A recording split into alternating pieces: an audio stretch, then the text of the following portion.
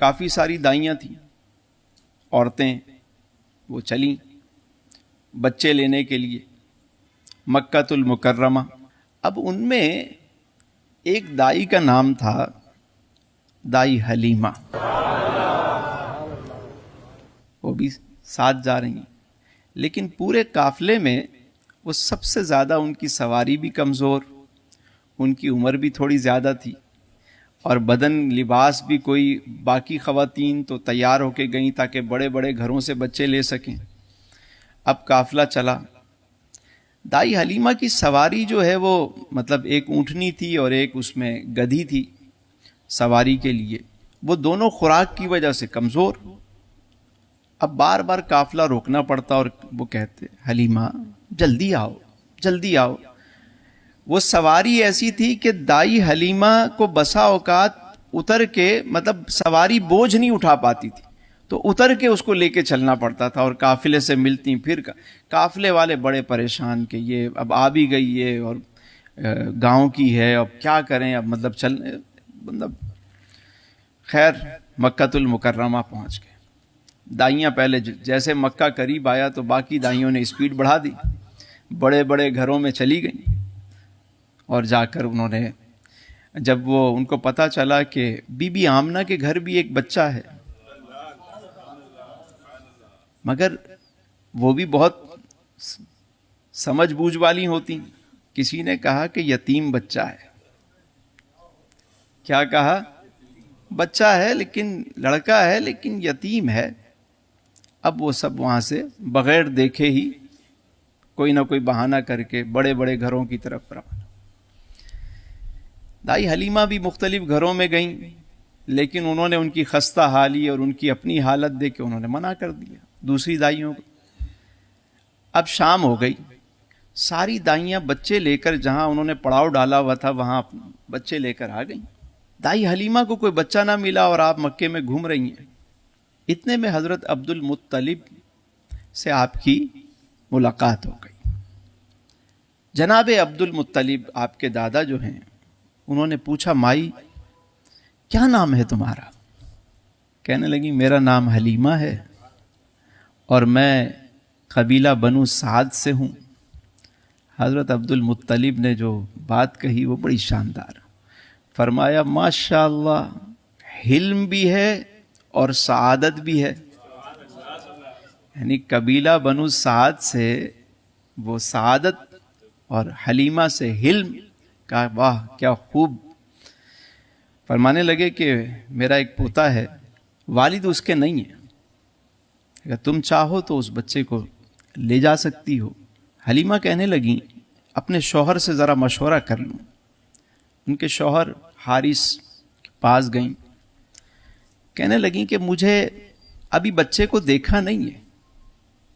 شوہر سے اجازت لینے گئیں کہ بچہ یتیم ہے اور میں یہ چاہتی ہوں کہ خالی ہاتھ نہ جاؤں،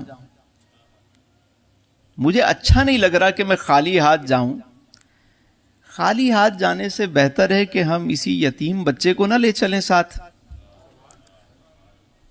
شوہر کہنے لگا کہ مجھے بھی یہی معلوم ہوتا ہے، ایسا ہی کرنا چاہیے۔ اب وہ اس بات پہ راضی ہوئیں اور حضرت عبد المطلب کے پاس آئیں، کہا کہ چلیے ہم بچے کو لے جاتے ہیں۔ قسمت دیکھیے، قرآن کریم سورہ بقرہ میں اللہ تعالیٰ ارشاد فرماتا ہے کہ بسا اوقات، جس کا مفہوم یہی ہے کہ بسا اوقات تمہیں کوئی چیز بری لگ رہی ہوتی ہے، ممکن ہے وہ تمہارے حق میں بہتر ہو، اور بسا اوقات تمہیں کوئی چیز اچھی لگ رہی ہوتی ہے، ممکن ہے وہ تمہارے لیے بہتر نہ ہو، اور اللہ جانتا ہے تم نہیں جانتے۔ ٹھیک۔ اب دیکھیے، دائیاں تو یہ سمجھ رہی تھیں کہ جو مالدار گھرانے ہیں ان کا بچہ لے جائیں گے تو مال ہی مال ہوگا، مال والے مال لے گئے اور محبت والے آمینہ کے لال کو لے گئے۔ تو قسمت کے سودے ہیں نا، کسے کیا ملے، جسے چاہا اپنا بنا لیا، جسے چاہا در پہ بلا لیا۔ یہ بڑے کرم کے ہیں فیصلے، یہ بڑے نصیب کی بات ہے۔ اب دائی حلیمہ چلی، حضرت عبد المطلب لے کر گئے بی بی آمنہ کے گھر۔ حضرت بی بی آمنہ سلام اللہ علیہا نے آپ کو ویلکم کیا، اندر سلام کیا، اندر بلایا اور پھر کمرے میں لے کر گئی۔ اب دائی حلیمہ جو بیان کرتی ہیں وہ سنیے۔ کہتی ہیں جیسے ہی میں اندر گئی تو میں نے دیکھا کہ ایک بچہ جو ہے وہ ایک پنگھوڑے میں بچہ لیٹا ہوا ہے اور دودھ کی طرح سفید، خوبصورت آنکھیں، کشادہ پیشانی، کشادہ چہرہ۔ کہنے لگیں کہ جیسے ہی میری نظر پڑی تو پھر وہ نظر ہٹنے کا نام نہیں لے رہی تھی، اور پھر بے تاب ہو کے دائی حلیمہ نے میرے آقا کریم کی پیشانی کا بوسہ لے لیا، اور جیسے ہی دائی حلیمہ نے بوسہ لیا میرے سرکار نے آنکھیں کھول دی، اور آنکھیں کھول کے میرے حضور مسکرا دیے۔ گویا دائی حلیمہ نے یوں کہا ہوگا حضور کو دیکھ کر کہ مکھ چند بدر شاشانی ہے، متھے چمکے لاٹ نورانی ہے، کالی زلف تے اکھ مستانی ہے، مخمور اکھیں ہن مد بھریاں، اس صورت نو میں جان آکھاں کہ جانے جہان آکھاں، سچ آکھاں تے رب دی میں شان آکھاں، جس شان تو شانہ سب بڑیاں۔ سبحان اللہ ما اجملکا ما احسنکا ما اکملکا، کتھے مہر علی کتھے تیری ثنا، گستاخ اکھیاں کتھے جاڑی۔ یہ اور پھر اجازت لی، اور دائی حلیمہ کہتی ہیں کہ میں نے اس بچے کو جیسے ہی اٹھایا اور اپنے سینے سے لگایا تو ایسا لگا میرے سینے میں ٹھنڈ پڑ گئی۔ کہتی ہیں میں ان کو سینے سے لگائے جہاں ہمارا قافلہ ٹھہرا ہوا تھا وہاں لے کر آئی، اور میری چھاتی میں قحط کی وجہ سے، خوراک نہ ہونے کی وجہ سے اتنا بھی دودھ نہیں تھا کہ میرا بچہ عبداللہ جو ہے وہ اس دودھ کو وہ سیر ہو پاتا۔ وہ دودھ کی کمی کی وجہ سے وہ روتا تھا۔ لیکن آج عجب معاملہ ہوا کہ جب میں حضور کو لے کر آئی، جب میں وہاں پہنچی اور میں نے دائیں طرف سے دودھ پلانا شروع کیا تو میں نے دیکھا میری چھاتی دودھ سے بھر گئی۔ سیر ہو کر سرکار نے دودھ پیا، اور کہتی ہیں جب میں بائیں طرف لے جانے لگی تو حضور نے دودھ نہیں پیا۔ کہتی ہیں میں نے پھر اس طرف کیا، دودھ نہیں پی رہے، پھر کیا، پھر نہیں پی رہے۔ تو میں سمجھ گئی، مجھے بعد میں پتا چلا کہ یہ بچپن میں بھی میرے سرکار جو ہے وہ یعنی دوسرا بچہ جو ہے وہ اس کا حق ہے، اپنے بھائی کا حق آپ نے بچپن میں بھی اسے دے دیا۔ یہ میرے حضور کی سیرت ہے۔ کبھی اس طرح بھی کوئی سیرت پڑھے نا پھر، کہ وہ فرماتی ہیں کہ میں نے اپنے بیٹے عبداللہ کو دوسری طرف سے دودھ پلایا، اس نے سیر ہو کر پیا، اور آج بڑے دنوں کے بعد میں نے دیکھا کہ وہ سکون سے سو گیا، حضور آرام فرما رہے ہیں۔ کہتی ہیں میں نے اپنے شوہر سے کہا ذرا اونٹنی کو دیکھنا، اس کے تھنوں میں کوئی دودھ ہو تو ہم بھی پی لیں۔ تو میرے شوہر کہنے لگے ویسے تو تھنوں میں کچھ نہیں ہے، میں ٹرائی کرتا ہوں جا کے۔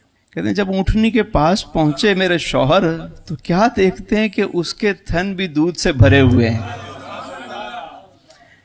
دودھ لیا، لے کر آئے، کہتی ہیں میں نے پیا، میرے شوہر نے پیا، دونوں بچے سو رہے تھے، ہم بھی سکون سے سوئے، یعنی بڑے دنوں بعد ہم سکون سے سوئے۔ اب دیکھیے کہ حضور علیہ السلام کو جب پایا دائی حلیمہ نے تو سکون میں آ گئی، قرار مل گیا۔ تو پتہ چلا میرا وجدان یہ کہتا ہے کہ جو شخص بھی اپنے نبی سے تعلق بنانے میں کامیاب ہو جائے اس کو قرار مل جائے گا۔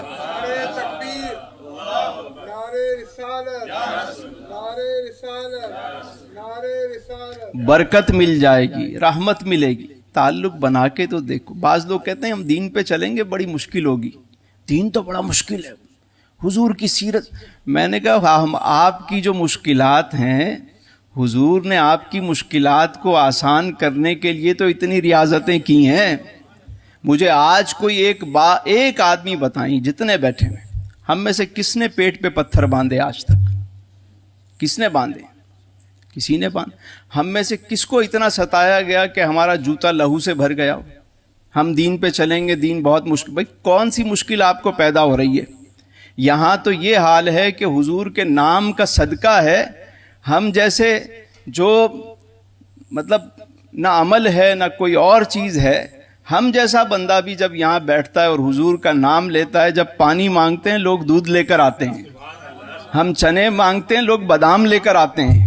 یہ اکرام، یہ تعظیم، یہ تو صرف نام لینے کی برکت ہے. تم کبھی ان کے بن کے تو دیکھو کیسا کرم ہوتا ہے. دائی حلیمہ فرماتی ہیں کہ میں رات کو سو گئی، اب صبح اٹھی دائی حلیمہ، قافلہ تیار ہے واپسی کے لیے. قافلہ چل پڑا. کہاں چلا ہے قافلہ؟ واپس بنو سعد. اب دیکھیے کہ جو سواری آتے ہوئے سب سے آخر میں تھی، واپس جب میرے سرکار کو لے کر چلی وہ سواری تو سب سے آگے آگے ہے. وہ داہیاں کہنے لگیں، عورتیں کہنے لگیں، سعدیہ، حلیمہ، یہ کیا ہو گیا؟ ٹھہرو ٹھہرو، دور سے آوازیں لگا رہی. ادھر سواری ہے کہ وہ جھومتے جھومتے وہ رکنے کا نام نہیں لے رہی. روکا گیا. جب قریب ساری دائیاں پہنچیں، قافلہ پہنچا، حلیمہ کیا ہو گیا؟ اتنی رفتار؟ کیا مکے میں تم نے جا کے سواری بدل لی؟ حلیمہ سعدیہ کہنے لگیں، سواری تو نہیں بدلی، سوار بدل لیا ہے. سواری تو نہیں بدلی، سب سے آگے، سب سے آگے. تو جس سواری پر میرے حضور سوار ہوں، وہ سواری سب سے آگے قافلے میں ہو جائے تو یہ کیسے ہو سکتا ہے کہ کوئی امت حضور کے ساتھ اپنا تعلق مضبوط کرے اور وہ دنیا میں پیچھے رہ جائے؟ کیسے ہو سکتا ہے؟